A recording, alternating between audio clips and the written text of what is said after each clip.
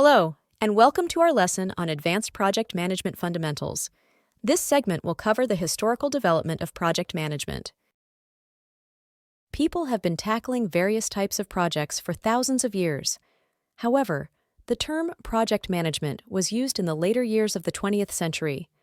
Back then, these endeavors were often viewed as acts of worship, feats of engineering, or nation-building efforts. The people who led these endeavors often saw themselves as part of specific groups with distinct roles like leaders, clerics, and designers.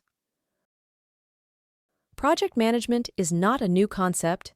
It has been around for thousands of years, and the pyramids represent a historical milestone dating back to the time of the ancient Egyptians. However, it has only been about half a century since organizations began using early project management practices, systematic project management tools, and techniques for complex projects.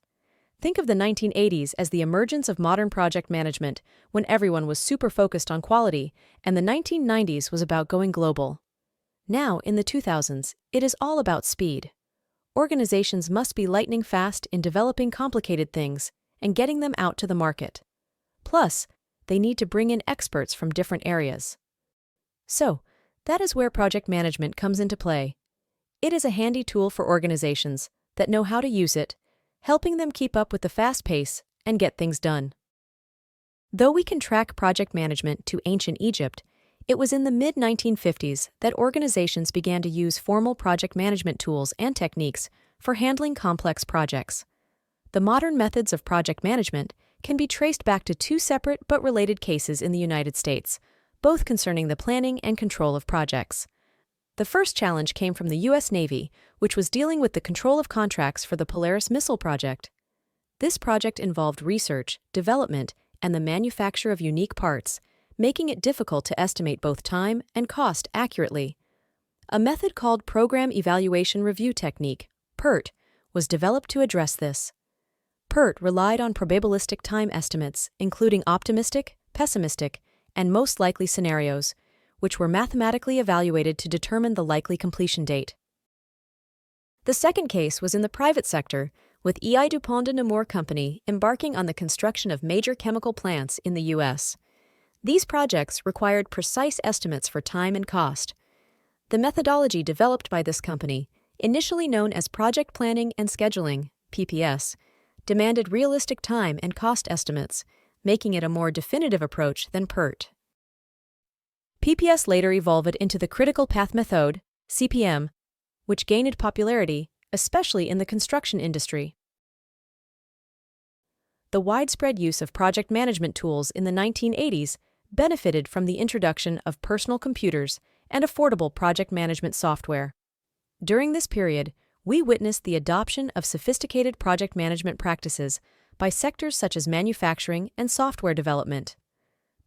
By the 1990s, project management theories, tools, and techniques had become widely accepted across diverse industries and organizations.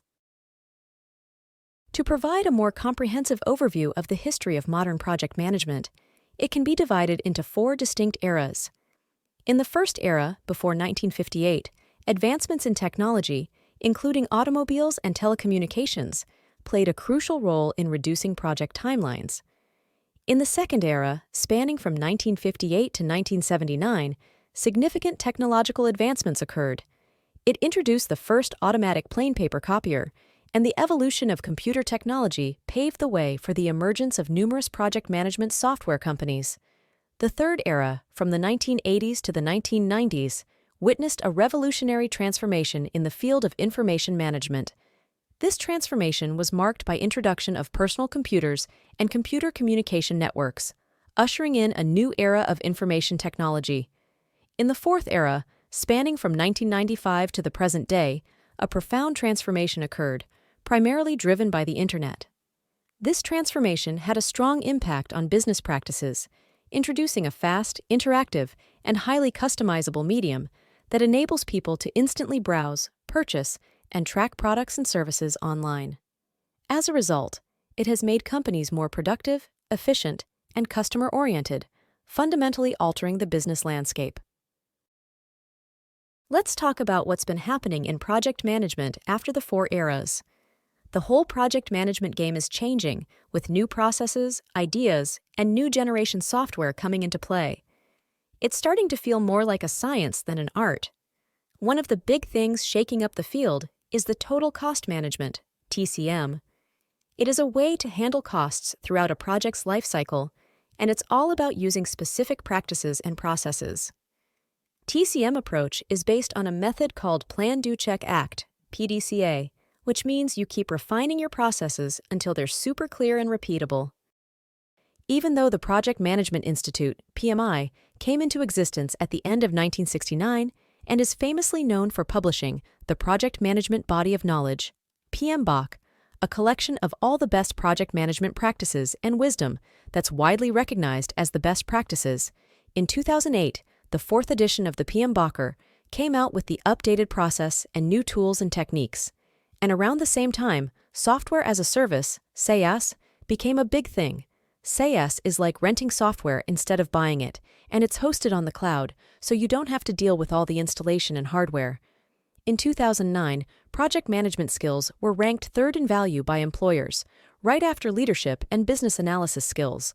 So, it's an important skill to have in fields like IT, engineering, business, and healthcare, and schools have started offering programs to train future project managers. These days, we're all wired on communications technology, and it's become so easy to work from home. Lots of people are doing it, and it has become totally normal. But as we are getting more into this virtual workspace, we encounter some challenges, like how to lead, build trust, stay in control, and, the biggest one, communicate effectively. It's a work in progress, but it's exciting to see where it's all going. This is the end of this segment of our lesson.